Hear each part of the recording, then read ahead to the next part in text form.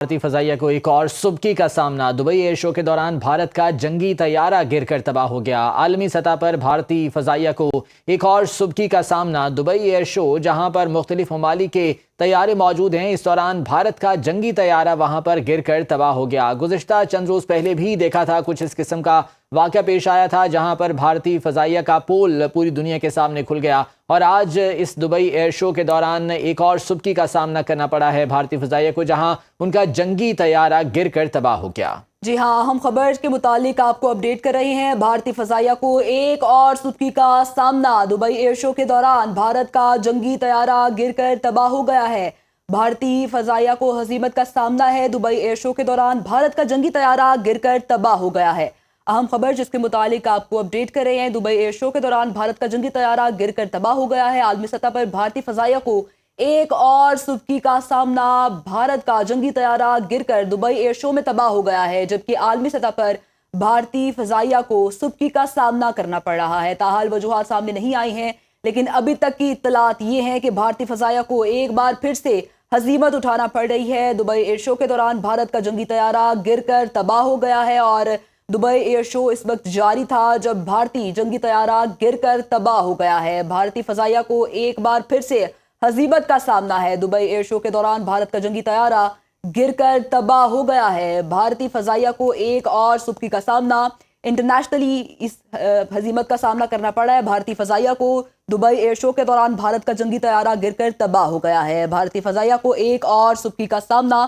Dubai year شو کے دوران بھارت کا جنگی طیارہ گر کر تباہ ہو گیا ہے۔ بھارتی فضائیہ کو ایک اور سبکی کا سامنا ہے۔ ڈاکٹر مریم فاطمہ صاحبہ ہمارے ساتھ موجود ہیں، دفاعی تجزیہ کار ہیں، ان سے اس حوالے سے بات کر لیتے ہیں۔ ڈاکٹر صاحبہ بہت شکریہ آپ کے وقت کا۔ دبئی ایئر شو جہاں پر ایک جانب پاکستان کا جو دفاعی اسٹال ہے وہ مرکز نگاہ بنا رہا، لیکن وہاں پر مختلف تکنیکی خرابیاں ہم نے دیکھی ہیں، اور بھارتی فضائیہ کو آج ایک اور سبکی اس وقت ہوئی جب ان کا تیجس طیارہ گر کر تباہ ہو گیا۔ کیا کمنٹ کریں گی اس بارے میں؟ جی بہت شکریہ فار ہیونگ می آن دا شو۔ میں اس کے اوپر just few points I would like to mention. ظاہر ہے جب کہیں بھی کوئی جنگی طیارہ گرتا ہے تو اس کے اندر ایک انسان ہوتا ہے۔ I really feel losses. پہلا پوائنٹ میرا یہ ہے۔ اس کے بعد میں نیکسٹ بات یہ اسٹارٹ کرنا چاہتی ہوں کہ انڈیا کی جو ایویشن انڈسٹری، میں خاص طور پر ڈیفنس ایویشن انڈسٹری کی بات کروں گی، اس کے مسلسل ایئر کرافٹ جو ہیں وہ ان کے اگر آپ دیکھیں کہ وہ ٹریننگ مشنز پہ بھی ہوتے ہیں، اور بہت زیادہ ان کے انٹرنل میں کانفلکٹس کے علاوہ پاکستان کے ساتھ جو ان کا 4 days کانفلکٹ ہے اس کے علاوہ، اور اس سے پہلے بھی 2019 کے علاوہ، میں اس وقت ویسے آپ سے ایک فرام این پروفیشنل پرسپیکٹو بات کرنا چاہتی ہوں کہ انڈین پائلٹس کی مینوورنگ اور ٹریننگ کے اندر دیر از اے لاٹ آف ویکیوم، جس کی وجہ سے ہم دیکھتے ہیں کہ ایک تو ان کی ٹیکنالوجیکل پرابلمس ہیں، نمبر 2 ان کے لیک آف ایکسپرٹیز کی وجہ سے ان کے ہاں ٹریفک جو ایئر حادثات ہیں وہ بہت زیادہ ہو رہے ہیں۔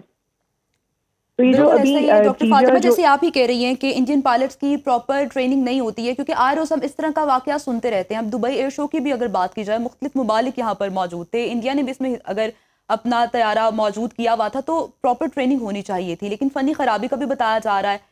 تو کیا آپ کو لگتا ہے کہ پراپر ٹرین نہیں کیا جاتا ان کے پائلٹس کو؟ جی دیکھیے انڈیا کے ابھی ٹریک ابھی دیکھیں بہت ہیں کہ رافال جیسا طیارہ بھی انہوں نے صحیح طریقے سے اگر اس کو ٹرین نہیں کیا اپنے پائلٹس کو، انہوں نے صحیح ٹیکنالوجیکلی اس کو انٹیگریٹ نہیں کیا، تو اس کے آؤٹ کمز آپ کو نظر آ گئے کہ پاکستان نے ان کے رافال کے تھریٹ کو کس طرح آرام سے نیوٹرلائز کر دیا، کیونکہ پاکستان نے 2019 کے بعد 6 سال ہمارے پائلٹس جو ہیں وہ مسلسل ٹرین ہوتے رہے ہیں، اور انہوں نے اپنی ٹریننگ کے طریقے چینج کیے ہیں، ٹیکنالوجیکلی خود کو انٹیگریٹ کیا ہے، ایڈوانس کیا ہے۔ اس کے علاوہ انڈیا نے بار بار ان کی سی ڈی ایس نے بھی کچھ فورمز کے اوپر یہ کہا کہ پاکستان جو ہے چائنیز ٹیکنالوجی کو یوز کر رہا تھا، جبکہ پاکستان نے کبھی یہ مینشن نہیں کیا کہ اس 4 days کانفلکٹ میں انڈیا نے مسلسل جو ہے ریلائی کیا on Israeli technology, on American technology, on French technology and on Russian technology. تو انڈیا نے یہ بار بار مینشن کیا کہ ہم نے 2 انیمیز کو فیس کیا، جبکہ پاکستان نے یہ بات نہیں کی کہ ہم نے 5 انیمیز کو فیس کیا۔ سو دا تھنگ از کہ انڈینس جو ہیں ان کے جو کامبیٹ اسکلز ہیں، ان کے ایئر کرافٹ کو امپلائی کرنے کی اسکلز ہیں، اس کے اندر ٹریننگ کا ہمیشہ سے ایک مسئلہ رہا ہے، نمبر 1۔ نمبر 2، جو یہ ایئر کرافٹ تھا، یہ single engine multi role fighter jet ہے، اور یہ انڈیا کی جو مینوفیکچرنگ کمپنی ہے ہندوستان ایروناٹکس لمیٹڈ، ہال کہتے ہیں اس کو۔ تو یہ جو ہے، اس سے اب آپ دیکھ لیجیے گا کہ یہ جو انڈیا کی اپنے اندر یہ جیسے JF-17 ہمارے ملک کے اندر بنتے ہیں، اس طرح ان کے تیجاز ان کے اپنے ملک کے اندر بنے ہیں، اور یہ لوگ ایکچولی ریلائی کر رہے تھے اس ایئرکرافٹ پر to get some good defence export کی ڈیلز سائن کرنا چاہ رہے تھے۔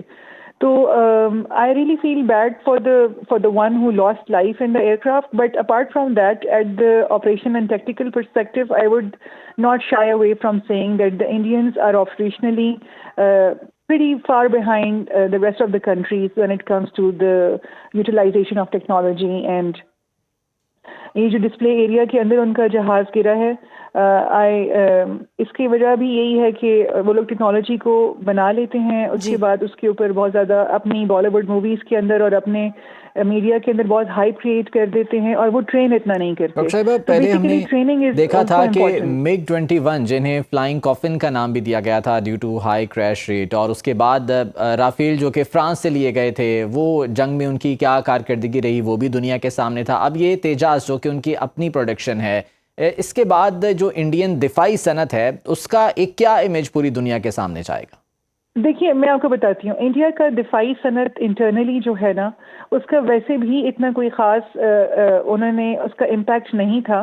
براموس کی ان کو بھی جو ہے نا، انہوں نے ان کو ڈیل سائن کرنے کا موقع ملا ہے، جبکہ رافالز کو دیکھیں انہوں نے ایک اچھی ٹیکنالوجی کو انہوں نے دنیا کے سامنے ڈسکریڈٹ کر دیا اپنے غلط استعمال کے تھرو۔